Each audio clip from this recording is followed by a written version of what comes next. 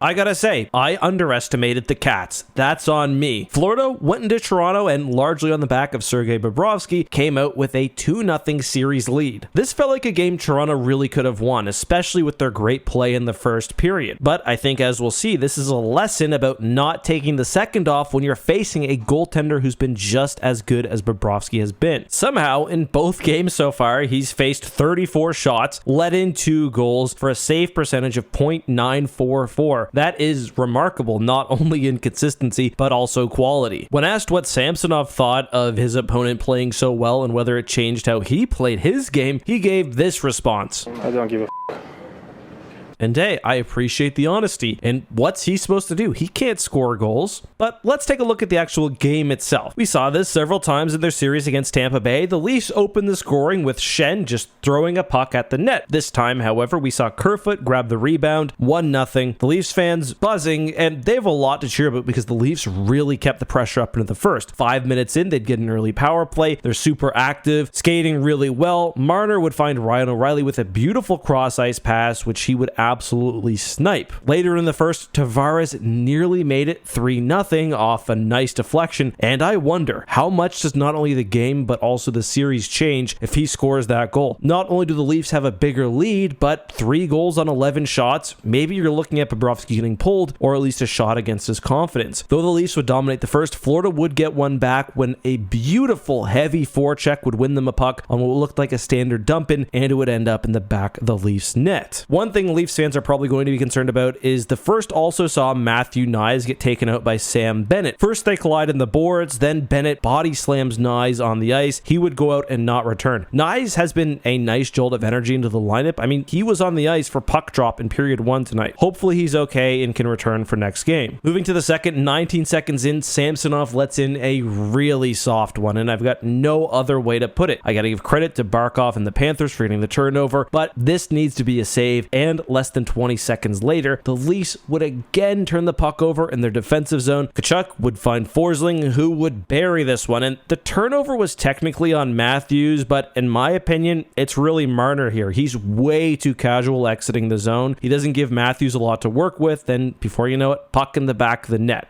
The Leafs would have other really good chances in the second, but Bob kept shutting the door. And the third, it's a nightmare period for the Leafs because they had so many great scoring chances. I haven't seen Bob saved above expected rate yet, but he shut down what could have been like 4 or 5 really good scoring chances. And that would be the game. Florida, as I mentioned, takes both games in Toronto, but I don't think the series is anywhere near over yet. I think Toronto has looked pretty good, but Bobrovsky has just been exceptional.